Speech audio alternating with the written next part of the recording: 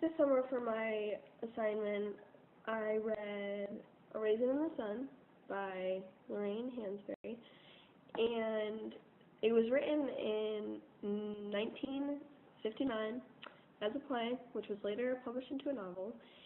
And this story captures the hardship of an African American family called the Youngers, and this was written in the 1950s, so the book portrays the 1950s on the south side of Chicago. Just to summarize the story a little bit, what happens is this family loses a loved one, Mr. Younger, the father, to Bertha and Walter and Lena's husband, or Mama, and they get a $10,000 check for insurance. And they all have conflicting desires to do what to do with the money. And Mama wanted to buy a house because it was her dream she always wanted to fulfill with her husband of getting the family out of an apartment into a home. The oldest son, Walter, wanted to take the money and invest in a liquor store with him and some of his friends so they could make a profit. And the younger sister, Benitha, she was a college student, very unique girl, and she wanted to pay for medical tuition so she could go back to Africa and help out back in Africa where she's from. Family issues. This author, Lorraine, really captured the African American life in the 1950s, and that she did it very well. And she also made Benitha's character really strong to her African roots.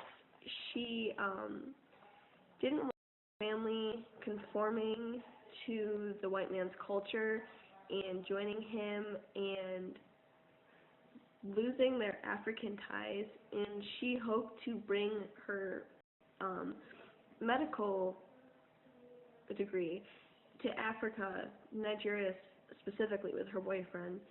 And one thing that really stuck out to me about this book was the fact that Mama wanted to provide for her family more than anything. She had the chance to come out of poverty due to getting $10,000, which is a big check in the 50s. And she moved their family out of the apartment into a house, fulfilling her lifelong dream with her husband. And although their future didn't have much safety to it living in the neighborhood, although it was very insecure and even dangerous, they still held up as a family unit, and I think that's really important. And they were very determined as a family to make things work in their best interest, and they stayed positive and optimistic throughout everything, even though it was only a few weeks, and they were able to succeed by sticking together, and they resolved their conflicting dreams by staying as one in the family.